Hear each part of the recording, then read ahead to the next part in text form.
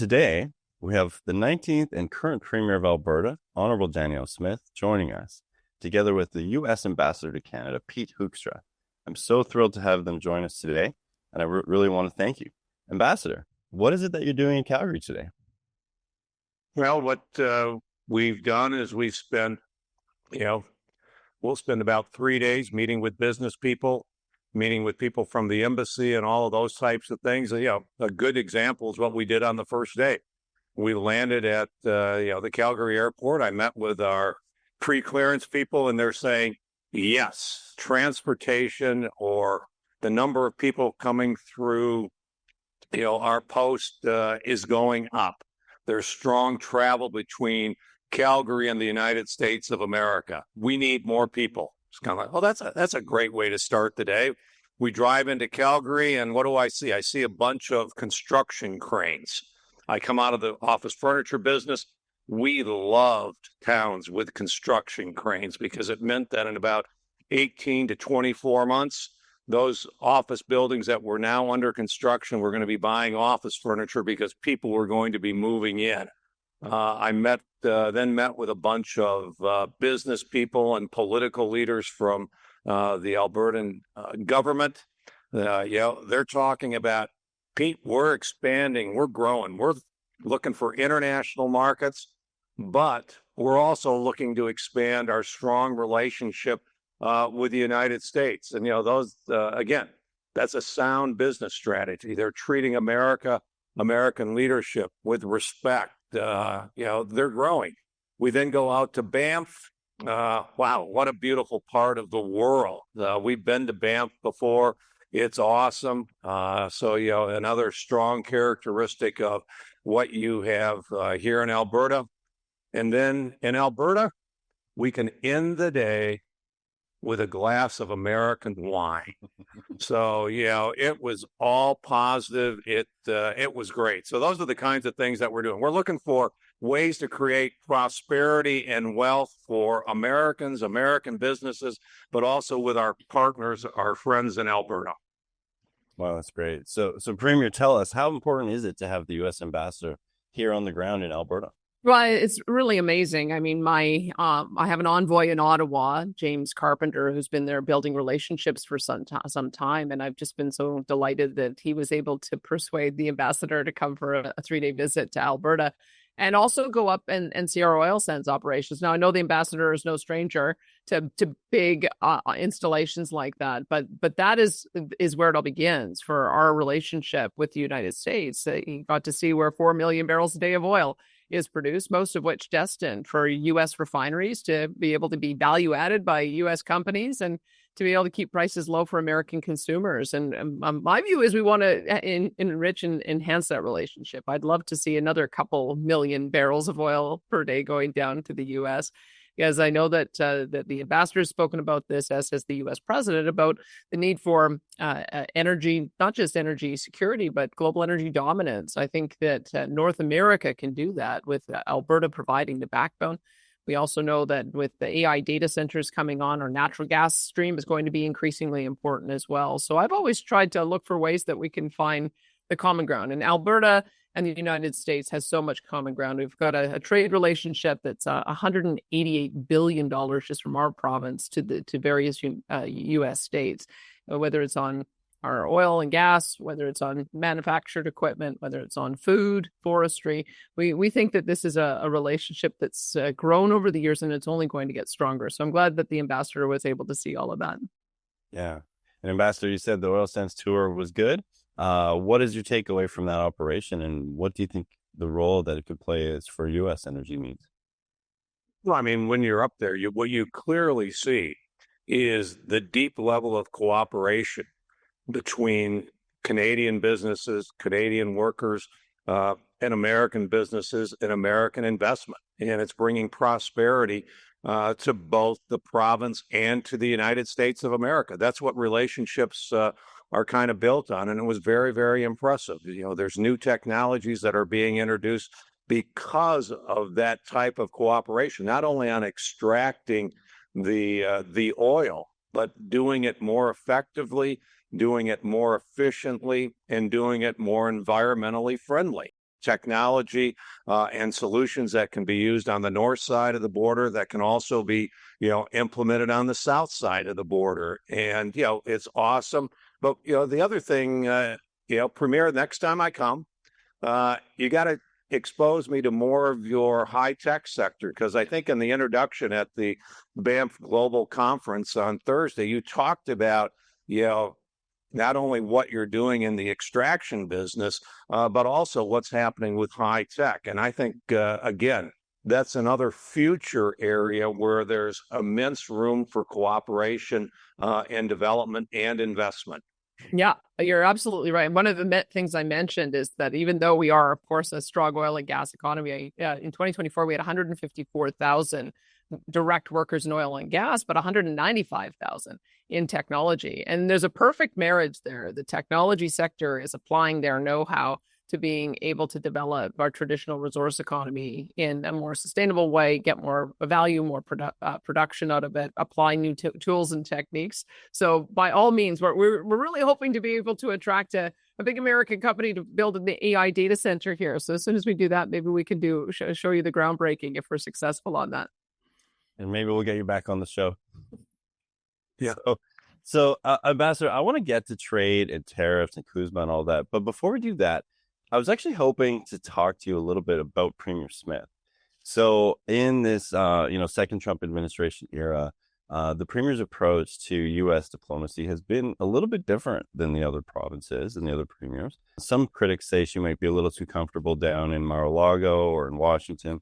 Just wonder if you could speak to that. How has Premier Smith's approach to diplomacy been working, and what do you have to say about that? Well, I mean, I came out of the political world as well, being a congressman for 18 years. At that point in time, I'm representing about 700,000 people.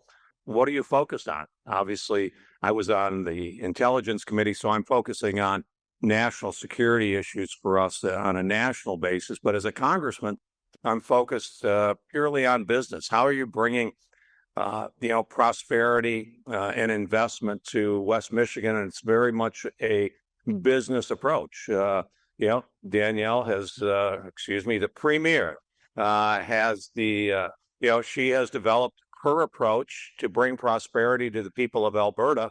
And it's hard-nosed business. It's kind of like, if I can make a deal and it's going to bring prosperity, jobs, and wealth to the people of Alberta, I'm going to look at making that deal.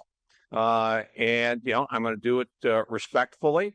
I'm going to negotiate tough. And so it's good for the people of Alberta. And I very, very much recognize that, and I appreciate it. There are other provinces and premiers that have taken a different approach. We'll see what works. At the end of the day, they're the ones that are elected by the people of Canada to bring prosperity to their provinces and to govern their provinces, and being friendly and respectful to your largest customer, your largest trading partner, someone who you sell a lot of stuff to. But the other thing that you see, there's a tremendous amount of investment from the United States coming into Alberta. And if you're going to be friendly and respectful and try to grow that, I think that's from my perspective, that's a positive way to go. Premier, you're here today as a pair. Do you want to speak to the listeners about how things are going? Is there maybe some progress on the relationship between Alberta and Washington, or are you working on a deal? Well, the ambassador knows that I'd love to see an all of Canada deal. I know where the pressure points are on autos, on steel, on aluminum, certainly on softwood lumber. Those first three impact our friends in Eastern Canada more than they do here, although we do have a steel business of about 3,000 workers who are impacted by the steel tariffs. Softwood lumber is just up with our forestry workers up north. And we can very much make the same argument, I think, on forestry as we do on energy, that we all want to have affordable houses. And to have affordable houses, you need to have affordable building materials. And so I would hope at some point we'd be able to have a special conversation about how we can resolve that thorny issue. It didn't start with this administration. It goes all the way back to 2015. But I think that there's a need for a reset on discussing how we get to the finish line on figuring out a trade relationship that's going to be sustainable on that. But look, I mean, here's the reality. The U.S. president implemented tariffs in a way that gave CUSMA compliant or USMCA compliant goods. He honored the trade agreement, and that has really benefited Alberta. We only had 3% of our total production that is subject to tariffs. And so when you look at around the world, having a 97% that tariff-free relationship with the United States of America, the biggest economy in the world, is a pretty good deal. And so we want to make sure that we can maintain those the sort of the principles of that agreement, so that we can not only grow that relationship, but also see it enhanced as well for our friends across the country. So that's where I find ourselves, is that I think that we've had some really good advocates for us in the United States with the American Petroleum Institute, with the American fuels and petrochemical industry as well. Many of those recipients of Alberta oil understand that in some cases they're getting 100% of their product from us, and their refineries are tooled specifically to receive our particular brand of heavy oil. And so being able to have friends and champions in the United States able to make that case on our behalf has been, I think, really successful in helping us to enjoy such a large tariff-free relationship. So I don't know where the CUSMA discussions are going to go. It seems to me that we'd all hope that we'd be able to have an agreement early at the beginning of summer. I'm now hearing more like 9 to 10 months. And that's unfortunate because it creates that uncertainty. As the ambassador said, I think that there's a lot of money waiting to see where to invest, but they need to know what the rules of the game are. And I really am sincerely hopeful that we don't delay that, because the longer we delay it, we have a shorter runway. I know the American the election cycle, they have midterms next year, and then they go already into primary season. It seems like the Americans are constantly in elections. We'd love to be able to advance a few important projects before some of the elections start interfering with that. We've seen what happens when there's a change in the White House. We had when the president was in first, we had an agreement on the Keystone XL pipeline. We were well on our way building it, had built the pipe across the border. And then when the U.S. presidency changed to Joe Biden, he canceled that permit within minutes of getting into office, and it threw our relationship into turmoil. I've seen that the U.S. president is interested in a reboot of that concept, and we absolutely are too. And so it would be nice to have that discussion in the context of a broad agreement with the United States. But I think that we can continue to start having those discussions anyway, because I think that the case for why we need to have an integrated energy economy in North America is so strong. But there's no question it'd be a lot easier if we had a settlement on the trade agreement. Ambassador, any progress you can report to our audience? Is the deal getting closer? Let us know how that's going. Well, then the Premier has pointed out that, the comment period for, in both of our countries, for the public and businesses to reflect on how effective USMCA CUSMA has been, has kicked off now in both countries, which indicates that it appears the leadership, the negotiators are saying, the opportunity for a quick major deal, we've moved on to the next stage. It's going to be a long process of negotiation, of going through it, page by page, product by product, tariff level by tariff level. That's going to take a period of time. And that puts, I think the target date is to have those negotiations done by the summer of 2026. The governments are probably on both sides of the border are probably pretty well known, maybe to miss those kinds of targets.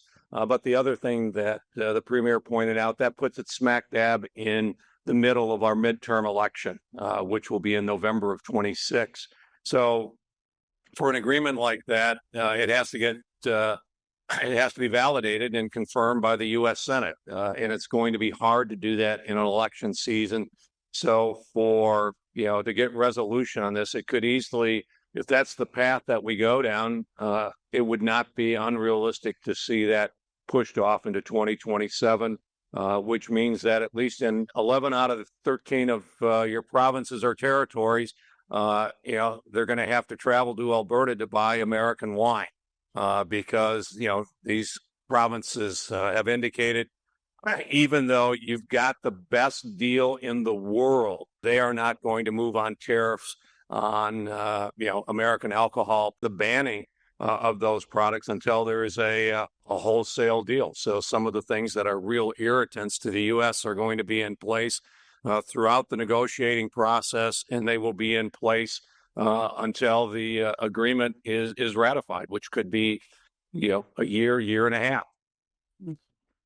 So Ambassador, you're referencing a little bit to some of the disappointment that you've expressed in the past with, a little bit of anti-American sentiment that you found, some of the things about the alcohol. I think it is worth pointing out that some Canadians do feel a little bit differently than they used to feel about our American friends. What would you say to Albertans and to Canadians who are saying that some of that is a response to, some of the comments that came from the administration? Wouldn't deny it. Okay. But the beauty of this, of being in Alberta is it's kind of like, some people may be offended, whatever. But hey, we're focused on business.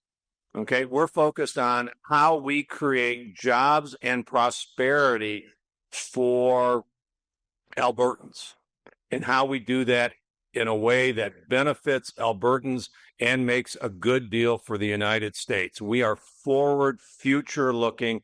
And we're really not that interested in litigating some issues which may be emotional. I recognize that, hey, I spent years in politics. Okay. So, I understand how that works. And, in Alberta, it appears that, your government and your business people, they may recognize that and say, okay, that's the reality. That's the reality I work in. Okay. That in certain parts of Canada, the anti-American sentiment is greater than what I would like it to be. I am passionate about, this relationship and where it can go in the future. And I'm doing everything that I can to make that vision of the future become a reality, because I think it's very, very beneficial to Canadians and Americans. And if there are Canadians that have a different path to the future, or they see the future differently, that's their business. Okay. I can try to influence and change it, but I just factor that in as part of the reality that I have to work with. I don't make a value judgment on it. I just recognize, what exists. Premier, do you think that there's anything in particular Canada needs to take off the table? You talked about softwood lumber. We've dealt with issues such as softwood lumber, supply management, other things like that. When you're meeting with the Prime Minister, what's your advice to him on which issues are absolutely vital and which ones can be left off the table? Well, I've encouraged my counterparts to read the president's book, The Art of the Deal. I mean, one of the things that I took away from that is that when he goes into a negotiation, he's got a big, hairy, audacious goal of what he wants to achieve, and he puts the big goal on the table. But he also has a plan B and a plan C, all of which are a win, but they're just sort of different degrees of success. And I think we have to understand his negotiating style to see what kind of things we should put on the table. I mean, we're fighting over Kentucky bourbon and orange juice. And really what we should be talking about is how do we get big oil pipelines built to the U.S.? How do we shore up their backbone on natural gas so not only they can use that for export, but also to underpin the AI data centers they want to build? How do we work together on the issues of defense? We've got 4 bases in Alberta, in Wainwright, in Edmonton, in Cold Lake, in Suffield. What is the collaboration we can have to buy more American equipment and have more collaboration around NORAD and Arctic security and drones as we're building out our aspiration to be at 5% NATO target? The Americans just announced a plan for 10 1,200 megawatt nuclear plants for power. Well, guess where you can get uranium from a friendly neighbor in Saskatchewan? They already supplied 20% of the world's supply. We have critical minerals. We know that China has used that as a weapon against the United States, for gallium, for antimony, and for other products. For germanium, we have all that. How can we provide a secure supply so that they don't have disruption in not only their technology space, but also their defense space? These are all the things that we need to be talking about in a big way, instead of talking about orange juice and bourbon. That's what I think the big miss is that I think the president's style is misunderstood as an attack as opposed to a negotiating position. And so we need to kind of get away from the nitpicky little things and figure out the big deal. What's the big deal that he wants on the table, and how does that big deal benefit us? Because all the things I put on the table benefit every single province. They benefit every single territory. And that's where I wish our negotiating team would go. I don't know if I'm hitting the mark, Ambassador, but that's my takeaway from having read the president's book. I think you're absolutely right. Those are the big issues. It is, energy dominance. Automotive is a big issue. As you've said, that affects more the eastern provinces. But we have an ecosystem there that benefits both sides of the border. Then you go all the other issues, uranium, critical minerals, defense, and you go right down the list. And we have talked about big goals, and the Prime Minister in certain cases has acknowledged those. Golden Dome, all right, the era of new threats coming from China, Russia, the Arctic Circle. And I've been talking to some of your military leaders, and the whole background between NORAD, I think, was originally started between military leaders on both sides of the border discussing how do we protect Canada, how do we protect the United States, and the military leaders. It wasn't the political leaders. They're looking at it, through their military lens, and they said, if we're going to protect Canada and the United States, the best way to do it is to do it together. Working together is the best way to make this happen. And, hopefully, I think on our side, because the president's mentioning Golden Dome, and when he's talking about that, he's talking about it being inclusive of a partnership with Canada. I think your prime minister has done the same thing. There are others, though, that are talking about, we've got to, reevaluate, review this partnership with the United States on national security and security of the North American continent, which a sovereign nation can do. And when, Canada is done with that review, we hope that they come to the conclusion that doing this together is in both of our interests, because I'm not sure how we will if Canada says, no, we're going in a different direction, we will secure, America, because that's our job. But we recognize that it would be probably much more difficult and much more expensive if we have to try to figure out how to do that without Canada right by our side. Ambassador, we talked a bit about Keystone XL. I wonder if you could just speak to the opportunity that Alberta has to sell more of our product. What are the types of things that we need to be looking at to get even more shipped down to the States and take advantage of that refinery alignment that the Premier mentioned? Well, I think the Premier may know more about this than I do, because she's been working on this for a long time and has strong relationships into the Trump administration with former North Dakota Governor Doug Burgum, who's now our Secretary of Interior, and those kinds of relationships. But as I talk to our oil and gas folks, they're all saying, we could process more. Okay, we could take the crude coming out of Alberta, and we could expand our markets. I mean, we have built a phenomenal ecosystem, again, between the two, between the U.S. and Alberta, that people say, we can grow this and we can expand it. Let's do it. And I find willing people on both sides of the border to make that happen. And so you've got a big industry. People on both sides of the border say, this is an awesome relationship. We can grow it. We're willing to invest in it. So I see a tremendous amount of opportunity. We know that Alberta is looking at building, and Canada is looking at building pipelines north, east, and west. But we also know that the proven market and the proven relationship and ecosystem is also expanding the network south. And so, we're hopeful and confident that that will also be a part of the future. Yeah, Premier, do you have a comment to that? I mean, are we still looking at expanding our southern pipeline? Are we still looking at Churchill or the West Coast? What would be your priority? Well, I can tell you the industry has a lot of enthusiasm for going south, and that's where I began. That's why I started the conversation with the Interior Secretary, Doug Burkham, because if we could figure out a way of finding a new route, probably for Keystone XL, he told me some of the complications that had been in place with the former one, but there's existing rights of way that we'd be able to expand. There's ways that you can twin and use compression.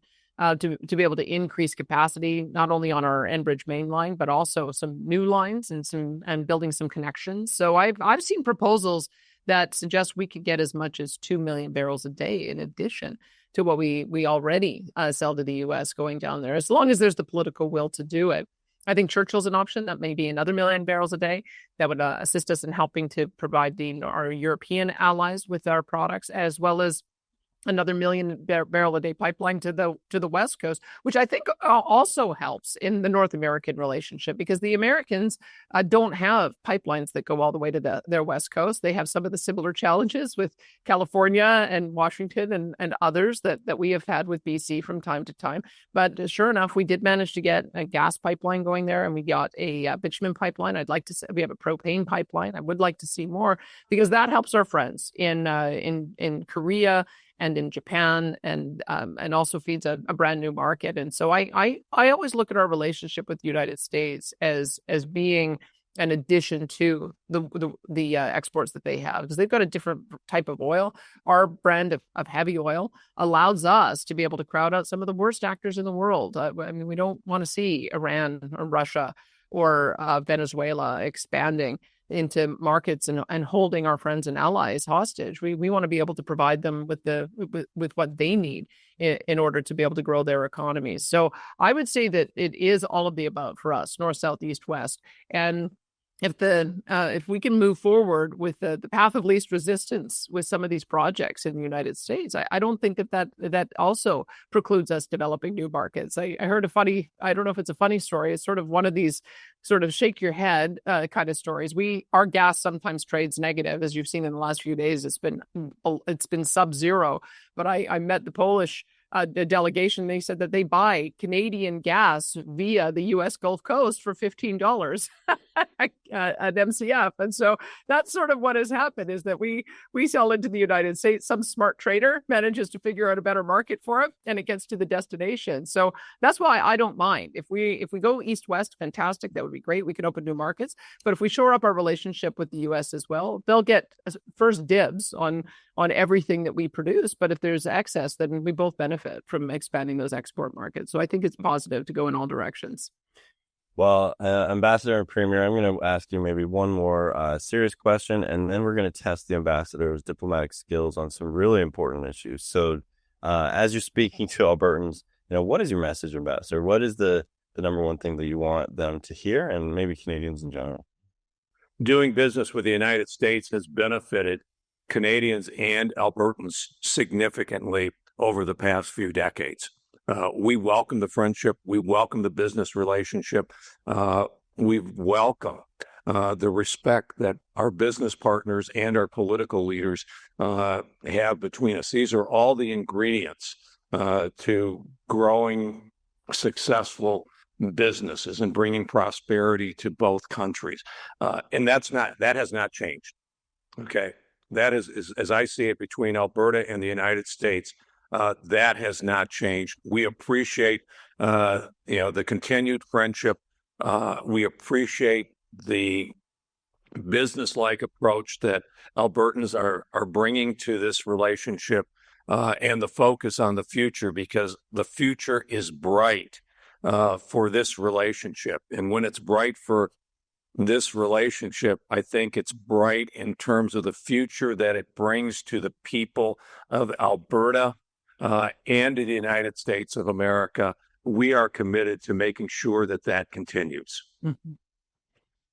Premier, what are the next steps? What are you doing next to continue to work on this Alberta-Washington relationship? Well, I look at it as again, an all of the above relationship. I make regular trips to Washington to meet with the administration, but also members of Congress, both House of Representatives and Senate. We go regularly to different states because we know that many of our governors have relationships as well into Washington, and they also have eyes on exactly how important this relationship is between our province and various U.S. states. So I'm going to the Western Governors Conference in Arizona at the end of this year. I'll probably have a few more trips. I actually travel more to the U.S. in the last year than I think I have in the previous 5 years. So I'm part of the traffic going through Calgary and Edmonton that we see the continued numbers going up. But one of the messages that I do take down with me is I saw an article that had been printed in The Economist a few years ago, and it broke down the world in terms of who their strongest trading relationship was with. Was it with China or was it the United States? And the countries that had the strongest trading relationship with China were colored in red, and the ones that had the strongest trading relationship with the U.S. were colored in blue. And back in 2001, the map was mostly blue. Most of the world had the strongest trading relationship with the U.S.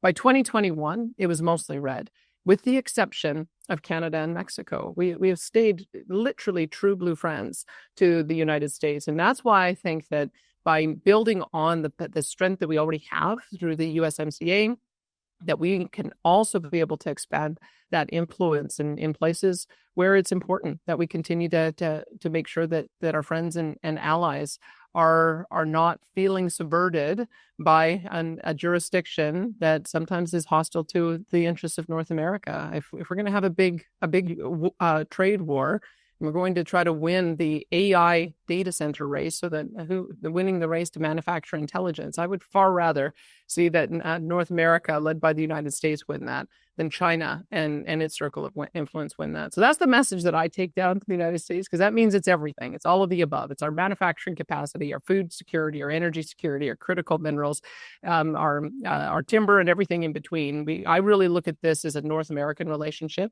that can only get stronger and stronger if we can get over some of the most recent disputes that we've had. We've had a more than 100-year strong relationship with the United States. We're going to have a several 100-year in the future strong relationship.